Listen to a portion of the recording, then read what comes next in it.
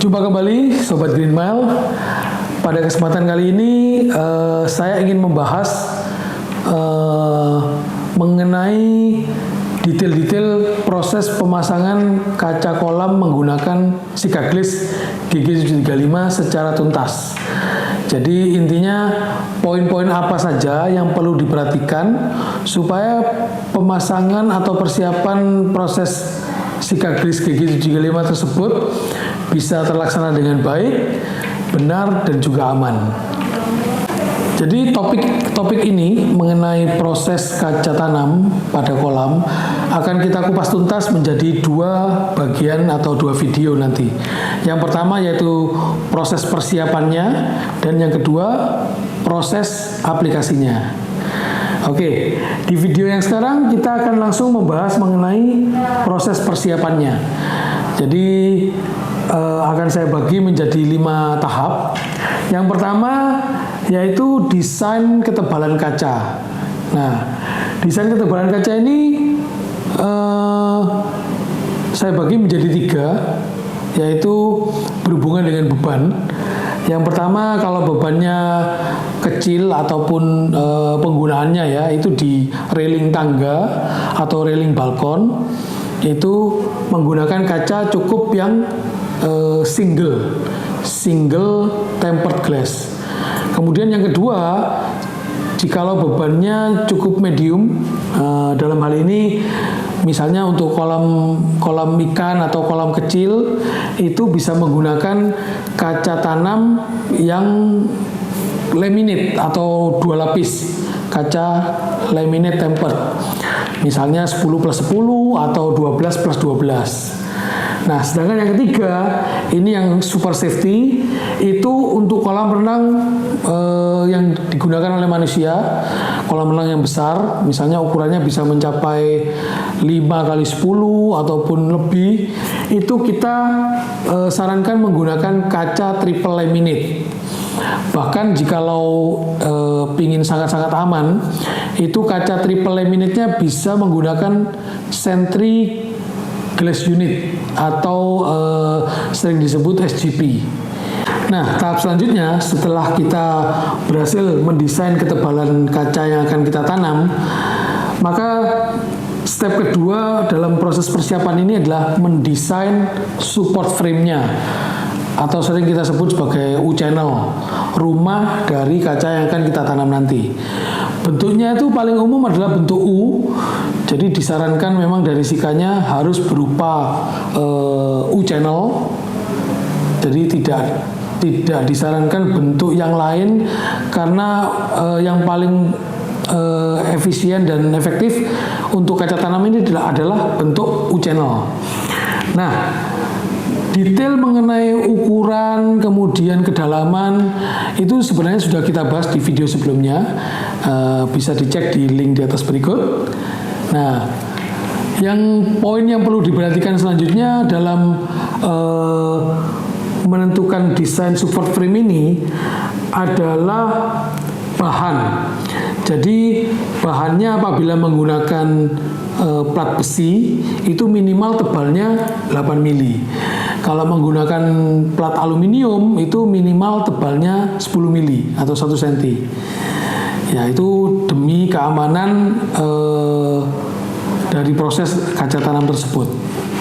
Nah, proses selanjutnya para Sobat Green Mile, apabila telah selesai menentukan ketebalan kaca, kemudian bentuk atau model dari super frame-nya, baik itu space yang dibutuhkan, kemudian ketinggian dari super frame-nya, maka langkah persiapan selanjutnya adalah surface pre-treatment dari super frame tersebut. Maksudnya apa? Jadi kita bagi menjadi 2 model. Apabila para sobat ingin mendesain supaya grouting Sikaglis GG735 nanti tidak lengket di frame-nya, itu harus frame-nya dilapisi dengan silikon spray ataupun bahan-bahan yang berminyak sebelumnya. Nah, kenapa kok dipilih model seperti ini? Biasanya model seperti ini banyak digunakan di area kaca tanam yang beresiko pecah. Misalnya nih, digunakan untuk pagar taman supaya view tamannya kelihatan dari luar menggunakan kaca-kaca frameless yang ditanam. Nah, resiko pecahnya kan besar, misalnya kena hujan angin, hujan badai, ataupun ada binatang yang membentur, ataupun ada orang iseng dilempar batu. Nah, kalau groutingnya nempel di frame dan kacanya pecah, maka untuk repairnya akan memakan waktu cukup lama. Jadi kalau dibuat groutingnya tidak lengket di frame, apabila ada kaca pecah, maka penggantiannya akan sangat mudah. Jadi hal ini perlu diperhitungkan atau didesain lebih awal supaya nanti kedepannya bisa jelas seperti itu. Apabila memang ada risiko kacanya pecah, penggantiannya akan lebih mudah apabila menggunakan metode yang pertama, yaitu groutingnya tidak nempel di frame. Nah, metode yang kedua itu apabila didesain grouting Sika Gliss GG735-nya nempel di frame-nya, maka tidak perlu dilapisi dengan bahan-bahan yang berminyak tadi. Sebaliknya, perlu dibersihkan dari minyak tersebut, kemudian dipastikan bersih dan tidak berdebu. Nah, itu supaya nanti sewaktu grouting Sika Gliss-nya diaplikasikan, itu benar-benar lengket di support frame-nya. Kenapa hal ini dipilih oleh para sobat? Contohnya untuk pembuatan kolam renang ataupun kolam ikan. Nah, beban yang ditahan oleh kaca tersebut adalah beban dinamis, jadi yang secara terus-menerus akan menghantam kaca ini, maka diperlukan konstruksi yang paten. Jadi harus kaku supaya tidak terjadi pergerakan sama sekali. Nah, seperti itu para sobat. Oke, jadi setelah kita langkah awal tadi sudah cukup banyak ya. Persiapan desain ketebalan kaca, persiapan support frame, kemudian pre-treatment untuk support frame-nya. Nah, langkah selanjutnya untuk proses kaca tanam ini adalah persiapan peralatan. Jadi kenapa peralatan ini harus siap di awal dengan lengkap dan komplit? Karena bahan Sika Gliss GG735 ini begitu sudah dicampur part A dan part B, dia hanya punya pot life-nya itu sekitar 30-35 menit saja. Karena setelah itu akan keras dan tidak bisa dipakai atau dituangkan. Jadi peralatan tolong disiapkan secara lengkap supaya proses dari penyampuran tadi dan juga untuk menuangkan itu bisa berjalan dengan cepat dan lancar. Nah, alat-alat apa saja yang perlu diperhatikan untuk proses kaca tanam?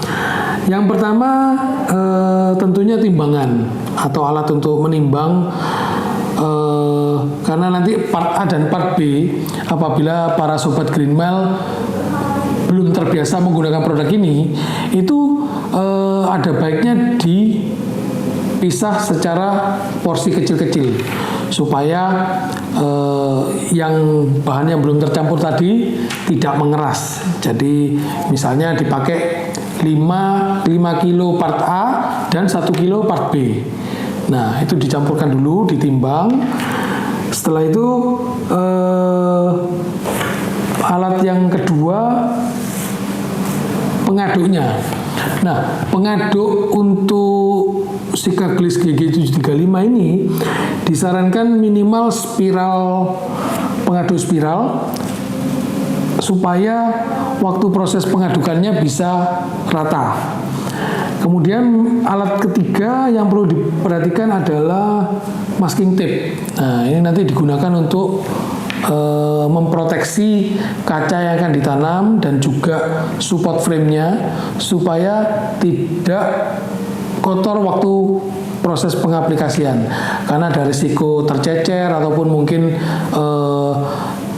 alatnya mengenai kaca ataupun support frame-nya. Nah, kemudian hal yang tidak kalah pentingnya yaitu backup root dan juga setting block.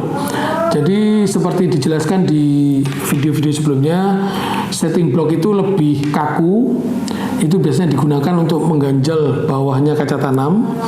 Kemudian backup root itu untuk pengisi atau pembuatan dari bekasting kiri kanan kacanya. Jadi alat-alat tersebut itu yang perlu dipersiapkan untuk proses pemasangan kaca tanam. Oke, para sobat, selanjutnya untuk proses aplikasi kita akan kupas tuntas di video selanjutnya. Oke, jangan lupa like, share, dan subscribe. Thank you. Terima kasih sudah menonton video ini. Jangan lupa like, komen, share, dan subscribe, serta nyalakan notifikasinya.